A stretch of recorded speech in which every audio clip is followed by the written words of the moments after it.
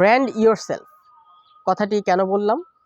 কারণ আপনি জীবনে যদি কিছু করতে চান বা দেশকে লিড দিতে চান বা ইন্টারন্যাশনালি আপনি নিজেকে লিড দিতে চান, সেটা হোক আপনার পার্সোনাল কোনো স্কিল দিয়ে বা আপনার নিজের ব্যবসা দিয়ে, আপনাকে কিন্তু আপনার প্রতিষ্ঠানকে বা আপনার নিজেকে একটি ব্র্যান্ড হিসেবে অবশ্যই গড়ে তুলতে হবে।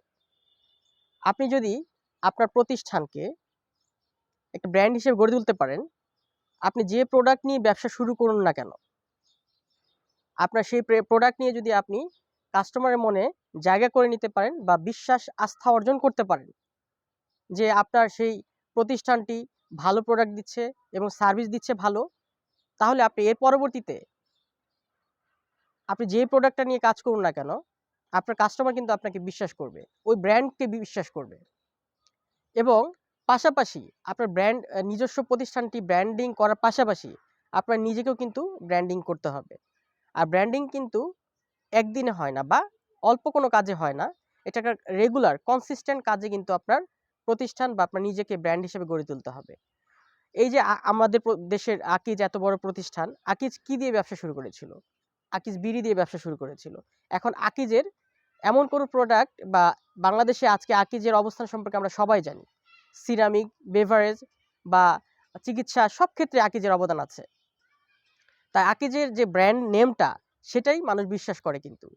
বা আজকে আয়মান সাদিক বা রাফসান্দা ছোট ভাই, তারা কিন্তু নিজেদের ব্র্যান্ড হিসেবে গড়ে তুলেছে। বা সুলাইমান সুখন, ইকবাল বাহার স্যার, সবাই কিন্তু নিজেদের ব্র্যান্ড হিসেবে গড়ে তুলেছে।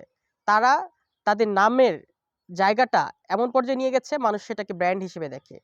উনারা, কারণ উনারা যে কাজটা করছেন সেটা সততার সাথে করছেন, মানুষ সেই ব্র্যান্ডকে বিশ্বাস করে।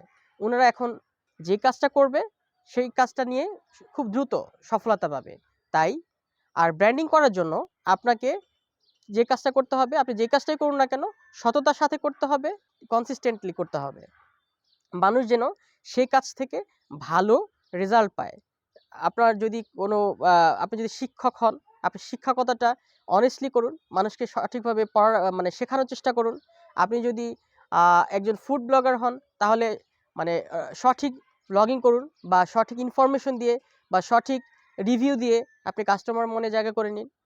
আস্তে আস্তে যখন আপনি কাজ করতে থাকবেন, তখন কিন্তু আপনাকে মানুষ বিশ্বাস করবে।